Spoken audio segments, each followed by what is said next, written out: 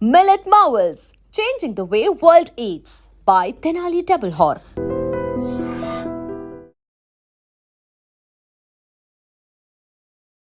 TRS లో almost అదే 8లో లేరు. 2006-7లోనే తప్పుకున్నారు మీరు ఆయన రేవంత్. ఆయన తప్పుకున్నారు. కాకపోతే మీకు తెలుసా ముఖ పరిచయం కానీ ఆయన ఒక అబ్బాయి అక్కడ తిరుగుతున్నాడు, మన మన ఊరు మన ప్రాంతం వాడు తెలుసా? అట్లనే తెలియదండి, అల్లుడేనా? అప్పటికే పెళ్లి అయిపోయింది. అవును, మరి 92లోనే పెళ్లి, 92లో పెళ్ళయింది. అవును. సో ఎట్లా ఉండేది? మీరు మీ అల్లుడు అందులోనే టిఆర్ఎస్ పార్టీలోనే ఉన్నారు అనుకుంటే అది ఎప్పుడు కుటుంబాల మీద సమస్య, ఆ బాంధవ్యాల మీద ఏమి తేడా చూపలేదు. ఆయన పద్ధతి ఆయన, ఎవరి పద్ధతి వాళ్ళది. మీకంటే ముందే ఆయన టిఆర్ఎస్ పార్టీ నుంచి బయటకు వచ్చేసిండ్రు. అవును, నేనే మొదలు చేరాను పార్టీలో. 2002-3 రేవంత్ టిఆర్ఎస్లో చేరాను. 2-3లో సరిగ్గా గుర్తులేదు డేట్, కానీ అప్పుడు ఆయన చేరినప్పుడు కూడా మహబూబ్నగర్లో పెద్ద హడావిడిగా చేరాడు. పెద్ద పెద్ద గ్యాదరింగ్, అది కేసీఆర్కు అక్కడ మీటింగ్ పెట్టి పెద్ద గ్యాదరింగ్ ఏర్పాటు చేసి ఆయన చేరికలో ఉన్నాడు, చేరాడు దాంట్లో. ఆ తర్వాత ఆయన బయటకు వచ్చేసారు. తర్వాత 2006లో 2007 తర్వాత చంద్రబాబుతో కలిశారు, టీడీపీలో చేరిపోయారు క్రమంగా. మొదట్లో ఇండిపెండెంట్గానే గెలిచాడు, జెడ్పీటీసీ కానీ ఎమ్మెల్సీ కానీ ఇండిపెండెంట్గానే గెలిచాడు. అప్పుడు ఆ కాలంలో అది సంచలనం 2007లో జెడ్పీటీసీ ఎలక్షన్. కానీ ఎందుకంటే అప్పుడు కాంగ్రెస్ బలంగా ఉంది, అందులో పర్టికులర్గా మహబూబ్నగర్ జిల్లా. అదే టైంలో టిఆర్ఎస్ పార్టీ కూడా వచ్చింది, టీడీపీ ఉంది, ఇవన్నీ పార్టీలు ఉన్నప్పుడు ఆయన ఇండిపెండెంట్ గా గెలవడం అనేది. కాంగ్రెస్ తప్పితే మిగతా అన్ని పార్టీలను కలుపుకున్నాడు. టిఆర్ఎస్ పెద్దగా సహకరించలేదు, అందుకని దాంట్లో నుంచి బయటకు వచ్చాడు. ఇంకా తర్వాత మీకు కూడా టీడీపీ వైపు కానీ ఇంకేదైనా పార్టీకి వెళ్ళాలని? నాకు అట్లాంటి కోరికలు ఏం లేవు. అయితే జెడ్పీటీసీ, ఎమ్మెల్సీ, ఎమ్మెల్యే, ఎంపీ, ఆ తర్వాత ఇప్పుడు ముఖ్యమంత్రి. ఆ టైంలో పెళ్ళైనప్పుడు చూసుకుంటే ఇప్పటికి ఇన్నేళ్ల తర్వాత ఏమనిపిస్తుంది పద్మారెడ్డి గారికి, రేవంత్ రెడ్డి గారిని చూస్తే, అల్లుడిని చూస్తే? సంతోషం అనిపిస్తుంది. అట్లే పెళ్ళి అనేది ఇష్టం లేకుండే కదా ఫస్ట్ మీకు? గీత గారు, నేను రేవంత్ రెడ్డి గారు తను పరిచయం లేని అబ్బాయి, అందుకని ఎట్లాంటి వాడో తెలియదు కదా మనకు, ఆ నపనమ్మకం అవన్నీ ఉన్నాయి. తర్వాత మేమే దారిలోకి వచ్చాం. దారిలోకి తీసుకొచ్చిరారు గీత గారు, అంతే. ఎందుకని యాక్చువల్ గా మీరు అసలు ఒప్పుకోలేదు? అపనమ్మకమేనా లేకుంటే ఇంకేదైనా? తెలియదు అతని గురించి, అసలు ఏం తెలియదు. ఆయన గురించి తెలియదు కదా, బ్యాక్గ్రౌండ్ కానీ వాళ్ళ ఫ్యామిలీ కానీ. మా ప్రాంతమే కానీ మాకు ఊరికి చాలా దూరంగా ఉంటుంది. తెలిసిన వాళ్ళ ఊర్లో వాళ్ళు కొంత తెలిసిన వాళ్ళే. అట్లా అతను ఏం చదువుతున్నాడో, వాళ్ళు ఏం చేస్తున్నారో, కొంత మామూలు కుటుంబం అని కూడా కొంత, మాది అప్పటికే కొద్దిగా సంపన్న కుటుంబం అని ఒక ఫీలింగ్, రాజకీయ కుటుంబం అన్నీ ఉన్నాయి కదా మరి, అట్లా. సో లవ్ మ్యారేజ్ అది. లవ్ మ్యారేజ్ కి వ్యతిరేకమైతే కాదు, అయినా తల్లిదండ్రుల విచక్షణ చూడాలి కదా, అమ్మాయి ఎటు వెళ్తుంది ఏమిటి, అంతే. అంతకు మించి దానికి ఏం వ్యతిరేకం కాదు లవ్ మ్యారేజ్లకి. ఇప్పుడు గీత గారు ఢిల్లీలో వెళ్ళి చదువుకొని వచ్చిండ్రు, లేడీ శ్రీరామ్ కాలేజ్లో, అక్కడ బిఎస్సి చేసి అక్కడ వచ్చిన తర్వాత సంబంధాలు కూడా చాలా ఎక్కువ రేంజ్ లో ఉన్నటువంటి సంబంధాలే వచ్చి ఉంటాయి, పెళ్లి చూపులు కావచ్చు. అప్పుడు పెద్ద సంబంధాలు చూడలేదండి అసలు చూడలేదు, ఎందుకంటే లవ్ నడుస్తున్నప్పుడు వేరే ఎట్లా చూస్తాం. అది ఇప్పుడు తెలిసింది మీకు నడుస్తోందని? ఎవరు చదువుతున్నప్పుడే తెలిసింది, డిగ్రీకి అక్కడ పంపించాము, తెలిసింది. అందుకని ఇక మళ్ళీ వేరే సంబంధాలు ఎట్లా చూస్తాం, వేరే అమ్మాయితోటి మనకు అనుమానంగా ఉంది కదా వ్యవహారం. ఇంటర్మీడియట్ లోనే పరిచయం ఒకరికొకరు ఇద్దరు. అవును. ఆ తర్వాత డిగ్రీకి మీరు అక్కడికి పంపించారు. ఎందుకు అక్కడి దాకా పంపించాల్సి అనిపించింది? మా అన్నగారు అక్కడ ఉన్నారు అప్పుడు ఢిల్లీలో, అక్కడ ఫ్యామిలీ ఉంది మా అన్నగారు.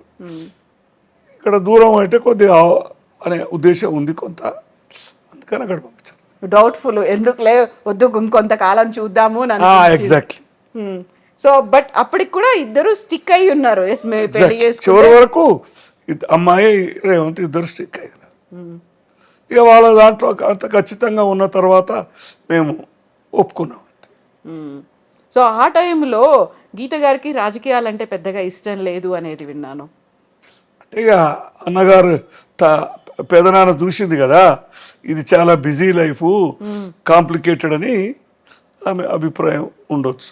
జైపాల్ రెడ్డి గారి ఇంట్లో ఉంటూనే చదువుకున్నారు అక్కడే అక్కడే ఉంటూ. సో ఇది ఇంత బిజీ లైఫ్ ఇవన్నీ అనుకున్న తర్వాత మనం రాసి పెట్టుంది అంతే కదా, అంతకంటే బిజీగా ఉండేటువంటి ఒక పర్సన్ భవిష్యత్తులో అవుతారని ఊహించుకోలేదు. అప్పుడు ఎట్లా ఊహిస్తామండి, అదంతా తెలియదు, అతని అబ్బాయే తెలియదు, అంత దూరం ఎట్లా ఊహిస్తాము, రాజకీయాలకు వస్తారు అన్ని కూడా అనుకోని విషయాలు.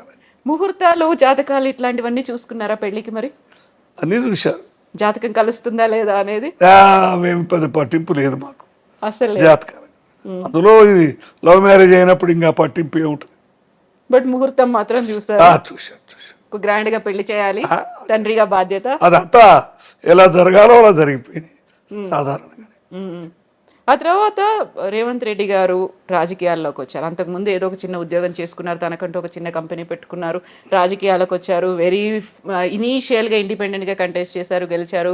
టీఆర్ఎస్ పార్టీ నుంచి ఎమ్మెల్సీ ఎక్స్పెక్ట్ చేశారు, ఎమ్మెల్యే టికెట్ ఎక్స్పెక్ట్ చేశారు, రాలేదు. అంటే ఫుల్ ఫ్లెడ్జ్డ్గా కంప్లీట్గా రాజకీయాల్లోకి ఎంటర్ అవుతున్నారు అనుకున్నప్పుడు వచ్చినటువంటి రియాక్షన్స్ ఏంటి మీ దగ్గర నుంచి, గీత గారి దగ్గర నుంచి? దాన్ని ఎంకరేజ్ చేసాం మేము, ఇంకా దాన్ని మేము నిరోధించాల. 2006 జెడ్పీటీసీ ఎన్నికల్లో నేనే ప్రత్యక్షంగా ప్రచారానికి వెళ్ళాను. మా ప్రాంతమే కదా కల్వకుర్తి, మా అన్నగారు మొదటి నుంచి ఎమ్మెల్యే 4 సార్లు గెలిచిన ప్రాంతమే కదా మండలం. అప్పుడు మిడ్జిల్ మండలంలో పోటీ చేశాడు రేవంత్, ఓపెన్ కేటగిరీ అది. దాంట్లో నేను ప్రచారానికి వెళ్ళాను 10-12 రోజులు. సో అప్పటి నుంచి ప్రతిసారి గెలుస్తూ వచ్చారు రేవంత్ రెడ్డి గారు. వెరీ రీసెంట్గా కొడంగల్లో మాత్రమే అక్కడ ఎమ్మెల్యేగా ఓడిపోయి అక్కడ నుంచి వచ్చి ఇక్కడ ఎంపీగా గెలిచారు కదా, అదొక్కటే ఓటమి. మీరు ప్రతి క్యాంపెయినింగ్కి వెళ్ళే వాళ్ళ ప్రతిసారి కంటెస్ట్ చేసినప్పుడు? మిగతాది చూసేది, కానీ 2007లో అయితే మనదేం పాత్ర లేదు, ఎమ్మెల్సీ కదా అది, పబ్లిక్ ఎలక్షన్ కాదు కదా. 9లో 14లో 18లో అన్నిట్లో పాల్గొన్నాం పబ్లిక్ ఎలక్షన్స్. మనం స్పీచ్లు ఇట్లీ అట్లా కాదు. 2006లో మాత్రం ఉపన్యాసాలు, ప్రచారంగా సొంతం వెళ్ళడం అవన్నీ. సో ఆ ఉపన్యాసాలు, ఆ ప్రచారాలు, ఎలక్షన్స్ అవన్నీ చూస్తున్నాము. నాకు కొడంగల్లో మొదటి నుంచి అనుభవం ఉంది. 1984-89లో మా అన్నగారు మహబూబ్నగర్ అసెంబ్లీ పార్లమెంట్ నిలబడ్డప్పుడు అక్కడ నేను ఇన్ఛార్జిగా ఉన్నాను మా అన్నగారికి నియోజకవర్గానికి. అది అనుకోకుండా మళ్ళీ అక్కడే రేవంత్ పోటీ చేశాడు. అంటే పూర్వ పరిచయాలు ఉన్నాయి 84 నుంచి. సో అది మెల్లిమెల్లిగా గ్రాడ్యువల్గా ఇక్కడ దాకా వచ్చిన తర్వాత ఒక్కసారి వెనక్కి తీసుకుంటే మీరు కానీ, గీత గారు కానీ, ఇంట్లో ఫ్యామిలీ మెంబర్స్ కానీ ఏం మాట్లాడుకుంటారు, ఏమనుకుంటారా? అసలు రాజకీయాలంటే ఇష్టం లేని గీత గారు కూడా ఈ ఆ సమస్య ఎప్పుడో మర్చిపోయారు, మునిగిపోయారు కదా, దాంట్లోనే మునిగి తేలారు కదా. ఇప్పుడు నైమిషా, గీత గారికి రేవంత్ రెడ్డి గారికి ఒకే ఒక కూతురు, తనకి నైమిషా అని పేరు పెట్టారు. ఎవరు పెట్టారా పేరు? ఏదో కొత్త పేరు కావాలని వెతికితే అది కనిపించింది, మేమందరం కూడా ఒప్పుకున్నాం. నైమిషారణ్యం బ్యాక్గ్రౌండ్ అయితే అది. మనకి రామాయణాలు, పురాణాల్లో మాత్రం నైమిషారణ్యం అనేది విన్నాము, చదువుకున్నాము. నైమిష అని బుక్స్లో దాంట్లో వెతికారు, వెతికితే ఆ విధంగా సెలెక్ట్. ఇప్పుడు ఈ ఇంటికి పేరు కూడా నైమిషా అని పెట్టి ఉంది. మనవరాలతోటి ప్రేమతో పెట్టుకుంది, అది మీరే పెట్టుకున్నారు ఇది? అవునవును. నైమిషా బిల్డింగ్ అయితే కాదు కదా ఇది, నైమిషాది కాదు కదా, మాదే ఇది. కానీ మనవరాలు పేరు పెట్టుకుంటాం కదా మన అట్లా. సో తాత అని పిలిపించుకుంది నైమిషా నోట్ నుంచి, అంతేనా? ఆ అటాచ్మెంట్, ఆ బాండ్ అనేది. అయితే ఇప్పుడు ఒకే ఒక కూతురు అంటే మీకు ఒకే ఒక మనవరాలు, రేవంత్ రెడ్డి గారికి ఒకే ఒక కూతురు అనుకున్నప్పుడు మళ్ళీ ఫర్దర్గా ఎందుకు కంటిన్యూ చేయలేదు? ఒక మనవాడు ఉండాలి అడిగాం, కానీ అది వాళ్ళ ఇష్టం కదా, మనం బలవంతం పెట్టలేము, వాళ్ళ తీర్మానం అది. నేను పద్మారెడ్డి గారి గురించి నేను సెర్చ్ చేసినప్పుడు సోషల్ మీడియాలో ఫొటోస్ ఏమైనా ఉంటే చాలా చాలా లిమిటెడ్గా ఉన్నాయి. అందులో కూడా మనవాళ్ళు మనవరాళ్లతో ఉన్నటువంటి ఫోటోలు మాత్రమే ఉన్నాయి. ఎందుకంటే నేను పబ్లిక్ లైఫ్లో లేను కదండి, జీవితంలో నేను ఎక్కువ లేను, అంత లైమ్ లైట్ కూడా నాకు ఇష్టం ఉండదు. రేవంత్ రెడ్డి గారితో ఫోటో లేదు ఎందుకు మరి మీది? ఆయనతో ప్రత్యేకంగా దిగలేదు, కుటుంబంతో దిగాను. ఆ, కుటుంబంతో, కూతురు, మనవరాలు, మా మిస్సెస్తో ఇట్లా ఫోటోలు చాలా ఉన్నాయి. పెళ్లిళ్ళు ఫంక్షన్లు అప్పుడు ఫోటోలు ఉన్నాయి. కానీ అంతే ప్రత్యేకంగా ఆయనతోటి దిగారు, ఆయన వెళ్ళలేదు, నేను పోలేదు అంతే. సీఎం అయిన తర్వాత సీఎం అయిన తర్వాత కూడా వెళ్ళలేదు. కంగ్రాచులేట్ చేయడానికి అది వెళ్ళానులేండి, మీరే వెళ్ళారా, ఆయన వచ్చారా? నేనే వెళ్ళా. అంటే కౌంటింగ్ నాడు అక్కడే ఉన్నాం. ఉమ్, కౌంటింగ్ స్టార్ట్ అయితే అప్పుడు మొన్న 23లో అక్కడే ఉన్నాం, ఇంట్లోనే ఉన్నాం. ఎర్లీగా వెళ్ళి అక్కడే ఉన్నాం. ఉమ్. సో అప్పుడు కాంగ్రెస్ పార్టీలో చేరారు ఆయన. యాక్చువల్గా టీఆర్ఎస్ నుంచి టీడీపీకి వెళ్ళారు, అవును. టీడీపీ నుంచి కాంగ్రెస్కి వచ్చారు, టీపీసీసీ చీఫ్ అయ్యారు. అందరికంటే ఎక్కువగా ఉన్నటువంటి గ్రూప్ రాజకీయాలు వీటన్నిటికంటే కూడా ప్రయారిటీ రేవంత్ రెడ్డి గారికి ఇచ్చారు. ఆయన టీపీసీసీ చీఫ్ చేశారు. ఒక బరువు బాధ్యతలు అప్పుడే ఎత్తుకున్నారు కదా. ఆ టైంలో ఏమనిపించేది కాంగ్రెస్లో అంతమంది సీనియర్లు ఉద్దండులు అందరూ ఉన్నప్పుడు? ఇది కష్టమైన ప్రయాణం అనిపిస్తుంటుంది కదా, కష్టమైన పెట్టుకున్నారనేది ఉన్నది. కానీ ఆయనలో ఆ పోరాట స్ఫూర్తి, ఆ చైతన్యము, ఆ డైనమిజము అంతా ఉండింది. చివరికి అందరినీ కలుపుకొని పోయి చేసిన తీరు బాగుంది. ఆ తర్వాత టీపీసీసీ చీఫ్ కాస్త సీఎం క్యాండిడేటు, అది కూడా అనౌన్స్ చేయడానికి కొంచెం టైం తీసుకున్నారు. ఆల్మోస్ట్ ఒక 4-5 రోజులు పట్టింది అనౌన్స్ చేయడానికి. వెరీ ఫస్ట్ టైం ఆయన 2 రోజులు తీసుకున్నారు నాకు తెలిసి. అంటే కాంగ్రెస్లో సహజమే కదండి, ఇదేమి ఒక్కరి పార్టీ కాదు కదా. సీఎంగా అనౌన్స్ చేశారు. ఫస్ట్ వార్త ఎవరు చెప్పారు మీకు? టీవీలోనే వస్తూనే టీవీలోనే వస్తుంది కదా. వీళ్ళు తీర్మానం పంపారన్నారు, లెజిస్లేచర్ పార్టీ అభిప్రాయం తీసుకొని పంపారన్నారు. రెండో నాడో ఏమో దాని కన్ఫర్మేషన్ వచ్చింది. వాళ్ళ డైరెక్ట్గా మళ్ళా మీటింగ్ కూడా పెట్టకుండా ప్రకటించేశారు కదా.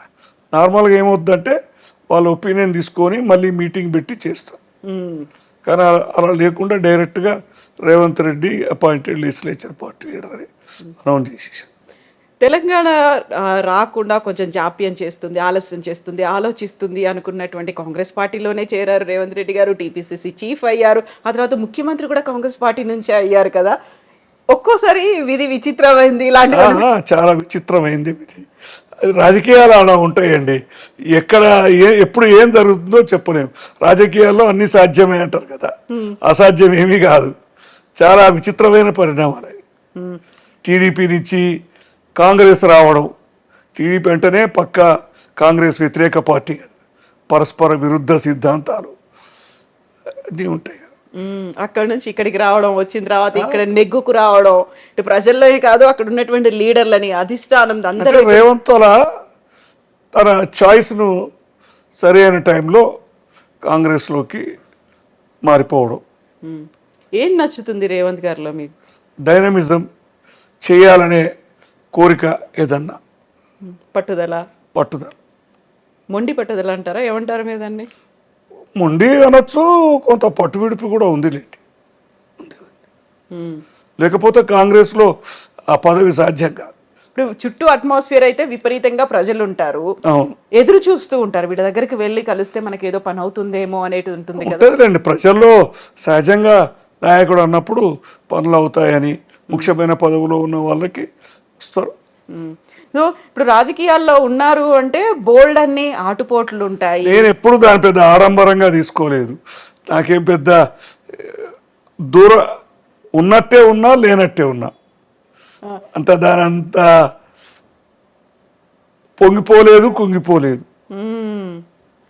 ఎందుకంటే చిన్నప్పటి నుంచి అలవాటు అయిపోయింది, అప్స్ అండ్ డౌన్స్. రాజకీయాలు అన్నీ చూస్తున్నాం కదండి, 60 సంవత్సరాల నుంచి చూస్తున్నా నేను. 15-16 సంవత్సరాల చేత మనకు జ్ఞాపకం ఉంటుంది కదా రాజకీయాలు. బోల్డ్ అని లోసు హైసు అప్స్ అన్ని అందరిది, ఒక రేవంత్ది, జయపాలరెడ్డిదే కాకుండా అందరి రాజకీయాలు ఉత్థాన పతనాలు.